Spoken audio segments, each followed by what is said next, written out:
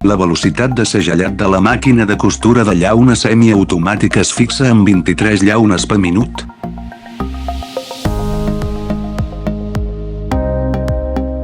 Sense transmissió d'engranatges, baix soroll, fàcil de mantenir.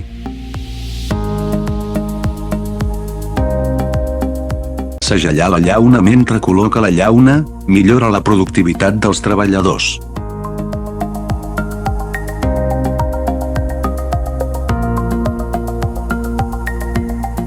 El cos del dipòsit no gira durant el procés de segellat, que és segur i eficient.